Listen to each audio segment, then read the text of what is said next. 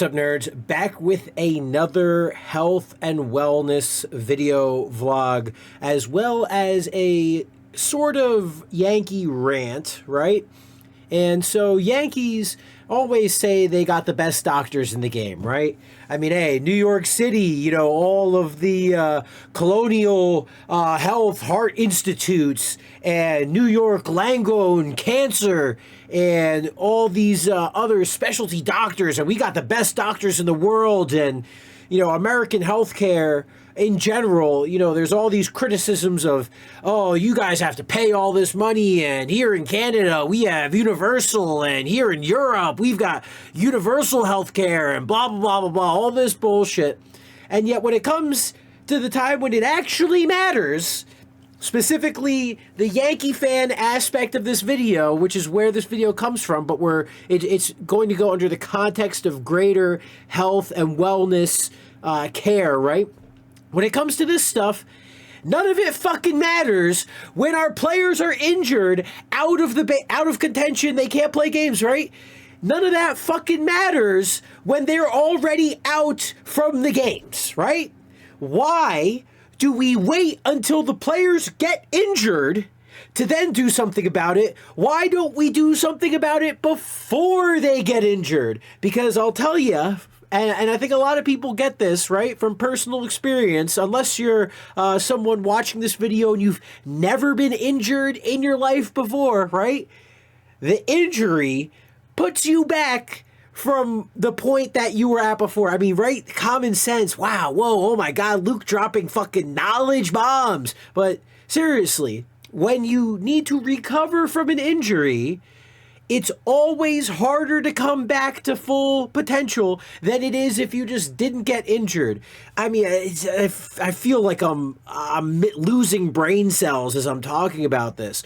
But where this is all going to, and something that I've made multiple videos about on this channel, it's all in the playlist, it's the kind of the tying, the common thread between all these videos in this playlist section is that preventative wellness, preventative healthcare, proactive, getting a more proactive understanding or taking a proactive mindset to approaching all these things, right?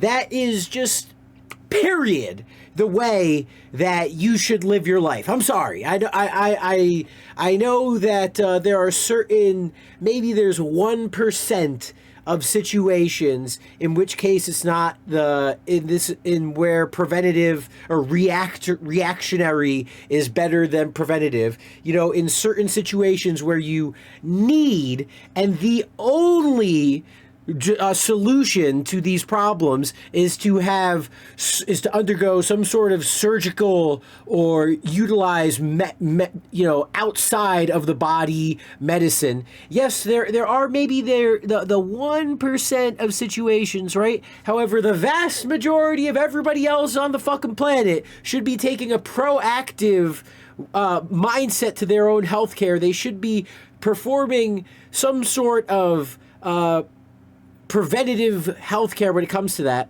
And so that's why today we're going to go over my circuit. It's funny, I made a video about my vitamin stack. I don't want to call this like, you know, a stretching stack, but I'll just go over very quickly. And so number one is getting the mindset, right? Again, just like how we all just went over, right?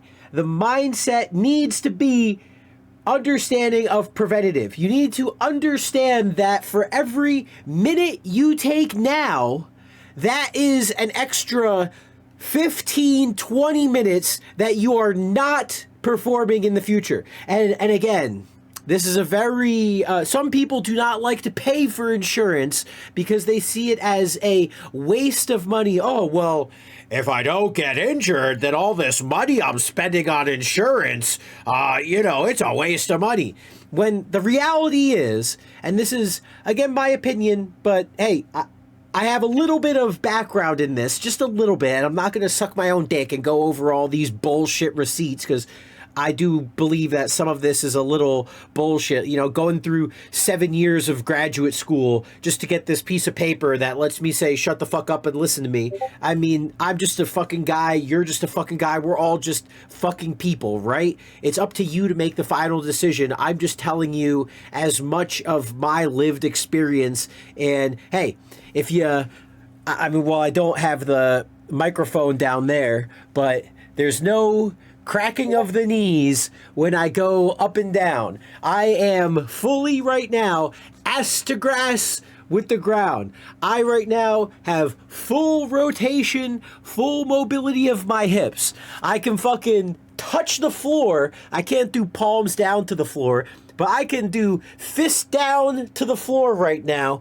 I mean, and I'm 33 years old, right? Going on 34, right? And I've done a lot of beating up on my body.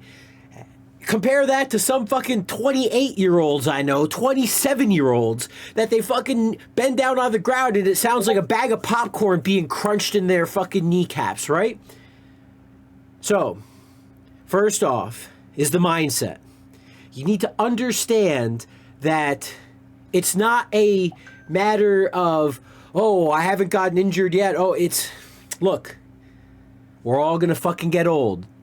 Everybody, you're not getting any fucking younger, and just like you're not getting any younger, you're not getting any less likely of getting injured. Your chances of getting injured as you get older only fucking goes up. I'm sorry. Hey, again, you can think differently. You can have a different opinion. I could be wrong, right? There may be some certain situations that I am wrong. However, unpopular opinion, surprise to fucking surprise, as you get older, the chance of you getting injured goes up, right? So, the mindset of preventative healthcare, the mindset of understanding that the more time I spend on my body now, the greater benefit I will have as time increases and progresses, right? That's kind of something you got to understand. That's got to be number one. Number two, you need to, understanding that mindset, you need to prioritize making time to actually apply that stuff. I spend almost a minimum hour and a half in the gym. And if you include driving, traveling, getting around, I spend about 2 hours making time for gym every single fucking day. And now, today, for example, I'm not going to be working out in the gym. I'm going to be just doing my sauna, hot tub, steam room circuit, as well as stretching, which stretching I do every day. However, this is a wider range of stretching, I would say, for today, because to give a little bit of insight, just tiny little bit, it's 3 days a week of lifting, 4 days a week of direct preventative wellness. Not saying I'm not doing that on the gym aspect of those 3 days of the week, obviously has some benefits, but I mean, like, the other 4 days of the week are directly for recovery, directly for longevity, like, as the main thing. The other 3 days of the gym, that definitely has a little bit more practical application as the priority, with preventative wellness being right below. However, again, going back to it, you need to make time. You can't just bullshit number one and expect it to work. No, you need to have this understanding of preventative wellness and make the time to apply it. Number three is having some sort of, exactly just like I just said, skipped ahead a little bit, you need to have some direct plan, some sort of actual understanding, not bro science understanding, not, oh, I watched a bunch of YouTube videos. I mean, YouTube's great, right? I watch a fucking million things on YouTube. That's how, part of how I got to where I am now in my understanding of health and wellness. However, it wasn't just YouTube. It was writing articles, going to school, my own applications of my own body, staying consistent and making plans and doing all of this, like, it wasn't just like, oh, it's in my head. No, I practically applied, challenged my own ideas, did some sort of whether or not school's bullshit or not, school forces you to directly apply and to challenge your own ideas and to learn more about certain things. And so, hey, YouTube's great. If you only learned YouTube, that's great. However, you should not just take the YouTube videos, you should be writing down whatever things about the YouTube videos. You should be making your own YouTube videos based upon these things. It shouldn't just be watching videos. It needs to be the application of what you have watched, right? And so number 3 is, again, no bullshit about any of what you know. No bullshit bro science, no anything like that. No just technical knowledge. You need to apply that knowledge in an extremely direct way. And number 4 is it kind of goes a little bit into number 3, but it's consistency. It's not just doing this for a month. It's not just talking the talk. You need to walk the walk for multiple years.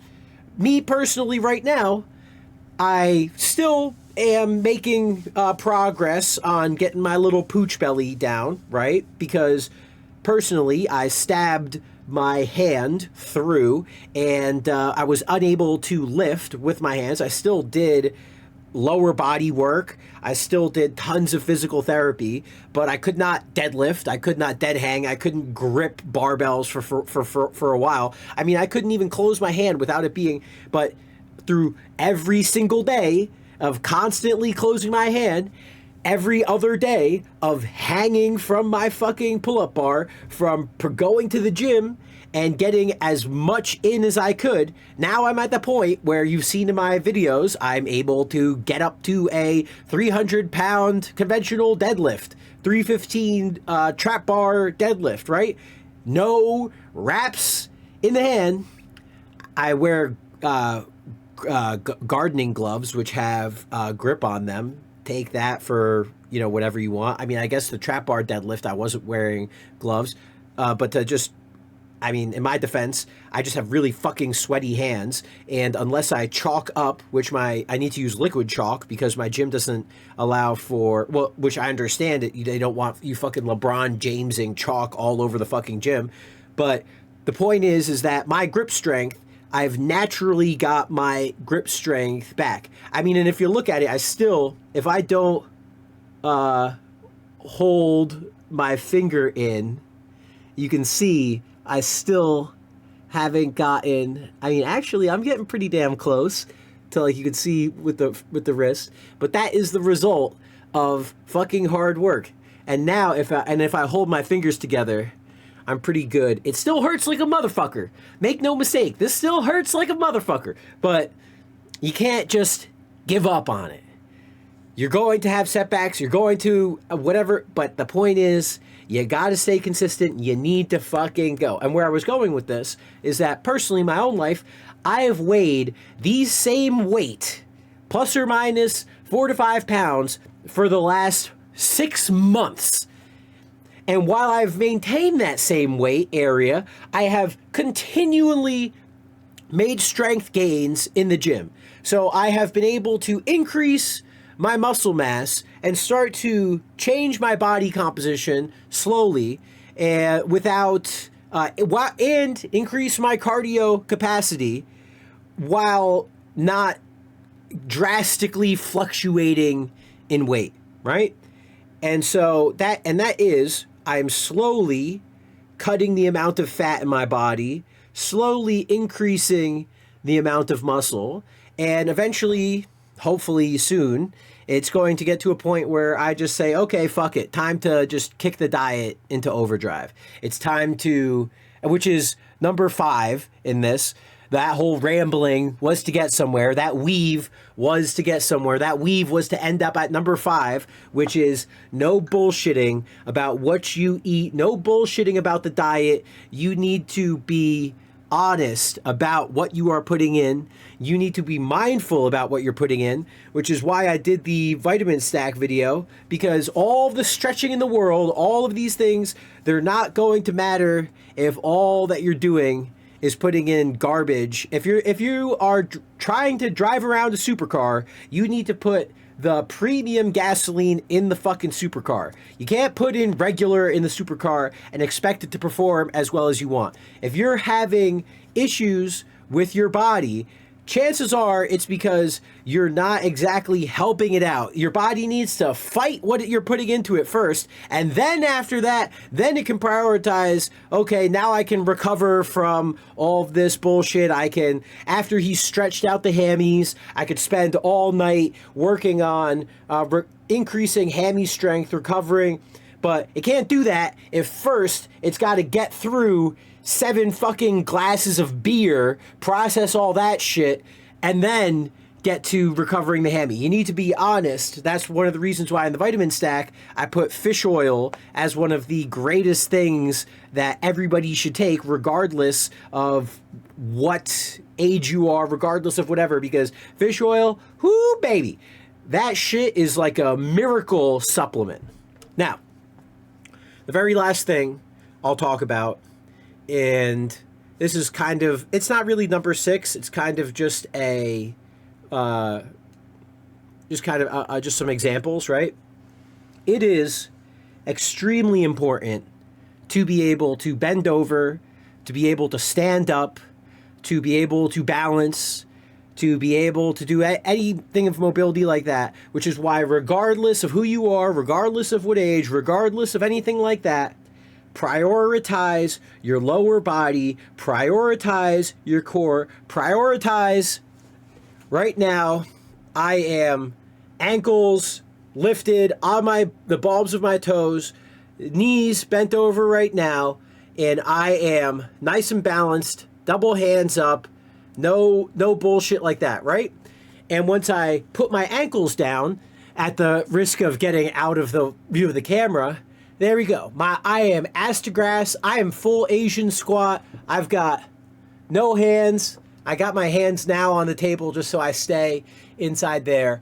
And these are 2 of the most important positions that you should focus on staying in, focus on being able to perform. When you're in those positions, you need to have a tight core. You need to be able to maintain spine erection. I don't know if that's exactly how I would phrase it, but it's going to help you live longer. It's going to increase your quality of life. I mean, I've got one parent that's able to squat all the way down, pick something up, stand all the way back up without any hands, without any assistant. And I've got another parent that if she falls on the ground, my mom, my dad, right? If she falls on the ground, you need to get something to help her. She needs to call Life Alert. She needs to crawl over to a door or a chair and use the chair to stand back up. And they're both the same age. They eat drastically different on both sides. It is, for me personally, it sucks. I'd love it if both of my parents were healthy, but it's just, for me, it's like I see the results right in front of my fucking face. I've got one example of an extremely healthy parent. I've got another example of extremely unhealthy parent, right? And I see, and I'm telling you which one has the greater quality of life. And it's just, it is what it is. Anyway, that's that for my Yankee rant healthcare, or my Yankee-inspired healthcare rant. This was all brought to you by Trent Grisham coming out of the game from hamstring tightness. Fucking Christ, what are we talking about? And he says he's just gonna go home and sleep and see how it goes in the morning. It's like the first thing this motherfucker should be doing is going to the fucking gym and sitting in the fucking hot tub, going to the sauna and stretching out in the sauna. We're just letting him just fucking go home and sleeping it off and see if that's the best and see how that works.